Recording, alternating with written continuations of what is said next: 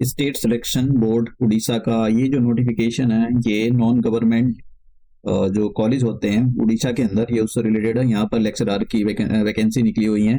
ये जो वैकेंसी है टोटल 786 वैकेंसी हैं। और सैलरी, मतलब लेक्चरर की सैलरी है तो अच्छी सैलरी होगी। तो 44,900 से आपकी जो सैलरी पे स्केल होता है इससे स्टार्ट होगी। मतलब इससे स्टार्ट नहीं होती, इसका डबल कर दो। बहुत सारे एचआर, मतलब आप अप्रोक्सीमेट डबल करके सोच सकते हो कि इतनी सैलरी आपको इनिशियल मिलेगी। और लेवल 10 पर आपको सैलरी मिलेगी। आप कब से अपना ऑनलाइन आवेदन कर सकते हो? देखिए, ऑनलाइन आवेदन करने की जो डेट है वो 20 मार्च है। इसका मतलब ये जो है, अभी इसका जो जो ऑनलाइन पोर्टल है वो अभी ओपन नहीं हुआ है, और 19 अप्रैल इसकी लास्ट डेट है अप्लाई करने की। कैसे अप्लाई करना है मैं आपको बता दूंगा, लेकिन अभी ये लिंक एक्टिवेट नहीं हुआ, तो इनकी ऑफिशियल वेबसाइट को अब मैं दिखा दूंगा एक बार कि आपको कहाँ से अप्लाई करना है। आप देख सकते हो वैकेंसी का डिस्ट्रीब्यूशन दिया हुआ है यहाँ पर।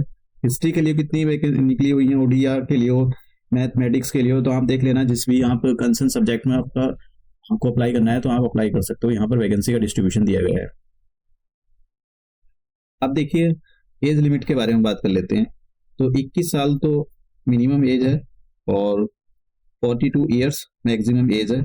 एज की कैलकुलेशन जो एज की कैलकुलेशन है वो 1 जनवरी 2024 के अकॉर्डिंग की जाएगी।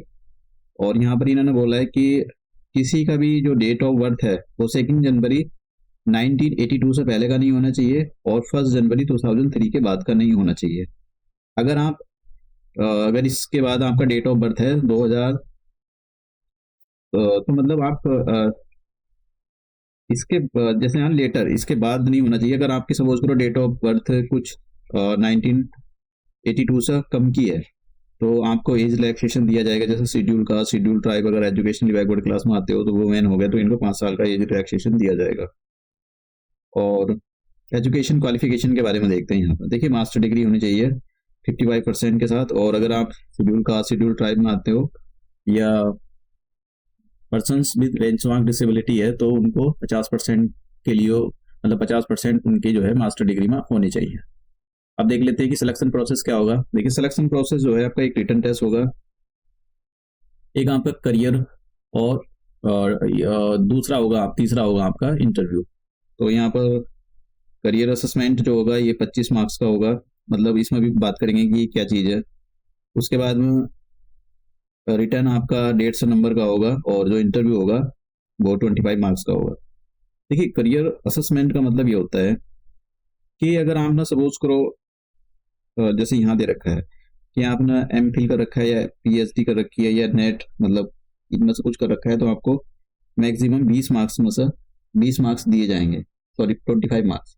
अब आपने क्या कर रखा है उसके अकॉर्डिंग 25 मार्क्स मिलेंगे। हो सकता है कम भी मिल जाए आपको, लेकिन 25 मार्क्स हो सकता है। मान लो किसी ने बहुत कुछ कर रखा हो, एमफिल भी कर लिया, पीएचडी भी कर ली, नेट भी कर लिया, मतलब तो उसको मतलब 25 मार्क्स पूरे मिल जाएंगे।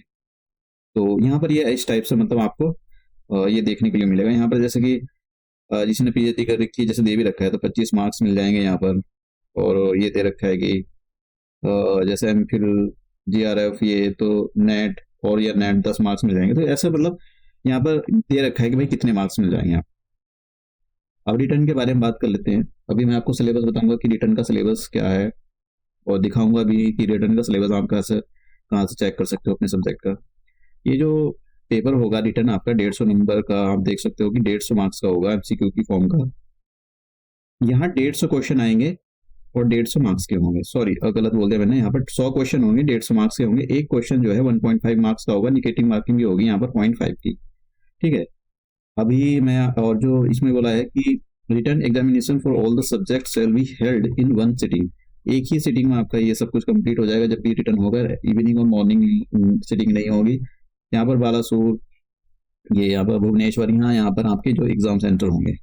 फीस कितनी है? अगर आप अनरिजर्व कैटेगरी में आते हो, उड़ीसा के हो और अनरिजर्व कैटेगरी में आते हो, तो यहाँ पर आपकी 500 रुपये लगेंगे। अगर आप रिजर्व जैसे शेड्यूल ट्राइब, तो 200 रुपये लग जाएंगे आपके। सॉरी, हाँ, 200 रुपये की। अब देखिए, यहाँ पर जो है मैंने बोला मास्टर डिग्री होनी चाहिए आपके पास 50 या 55 मार्क्स के साथ, किस परसेंट के साथ, किस कैटेगरी में आप आ रहे हो तो उसके अकॉर्डिंग। लेकिन यहाँ पर ये बोला गया कि आपको Odia read speak and write ये करनी आनी चाहिए। मतलब दे रखा है कि भाई आपने अगर उड़िया क्लास मिडिल क्लास में ली है, 8 क्लास 7 क्लास, ऐसे आपके पास उड़िया एज अ सब्जेक्ट था, जैसे हो सकता है ना कभी कभी होता है कि आपने 10th क्लास तो उड़ीसा के बोर्ड से कर ली, फिर आप चले गए 12th क्लास दिल्ली से कर ली, फिर आपने जो है आपने किसी यूनिवर्सिटी दूसरी यूनिवर्सिटी पंजाब यूनिवर्सिटी से ग्रेजुएशन की है, तो ऐसा हो सकता है, तो वे भी अप्लाई कर सकते हैं, बस उनको उड़िया लिखना आनी चाहिए, बोलनी लिखनी। तो जैसे मैंने कहा कि आपका जो टेस्ट होगा वो सॉरी जो आपका रिटर्न होगा और इंटरव्यू होगा और करियर असेसमेंट के अकॉर्डिंग ही आपका सिलेक्शन प्रोसेस होगा। अब मैं आपको दिखा देता हूँ कि ये नोटिफिकेशन और कैसे आपको सिलेबस चेक करना है अपना। जैसे कि यहाँ पर सपोज करो ये इनके लिए वैकेंसी निकली हुई है, और जैसे यहाँ पर जैसे फिजिक्स के लिए वैकेंसी निकली हुई है, तो कैसे आप अपना सिलेबस चेक करोगे? तो देखिए सबसे पहले आपको स्टेट सिलेक्शन बोर्ड उड़ीसा पर आ जाना है, और इनकी ऑफिशियल वेबसाइट आपके सामने ओपन हो जाएगी। It depend on your internet speed. तो ये यहाँ पर दे रखा है रिक्रूटमेंट, तो आप यहाँ पर देख सकते हो सिलेबस के बारे में। देखिए आप इधर राइट में देखो नीचे, और राइट में जैसे आप यहाँ पर क्लिक करोगे सिलेबस पर, तो आपके सामने सिलेबस। अब देखिए ये जो सिलेबस है आप किसके लिए अप्लाई कर रहे हो?